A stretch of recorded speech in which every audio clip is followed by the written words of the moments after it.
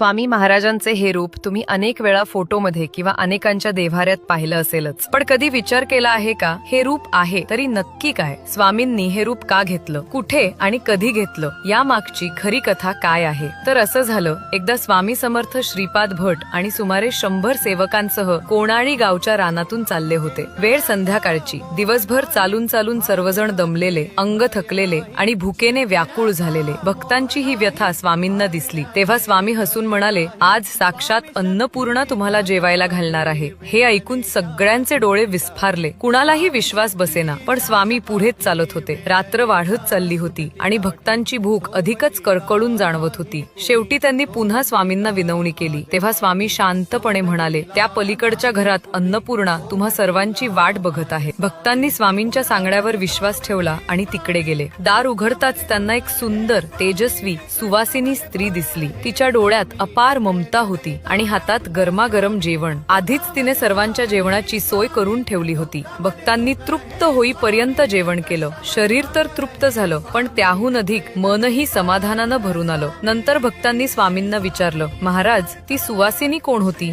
स्वामी समर्थ मंद हसले आणि म्हणाले, ती दुसरी कोणी नसून माता अन्नपूर्णाच होती. तुम्हाला जेवायला घालण्यासाठी ती माझ्याच रूपातून प्रकट झाली होती. म्हणूनच स्वामी समर्थांना अनेक भक्त स्वामी आई म्हणूनही हाक मारतात. भक्त जेव्हा आई म्हणून हाक देतात तेव्हा स्वामी खऱ्या आई वडिलांसारखे धावून जातात. म्हणूनच त्यांना सर्वव्यापी, सर्व गुणसंपन्न आणि अन्नपूर्णेच्या मूर्तिमंत रूपात मानलं.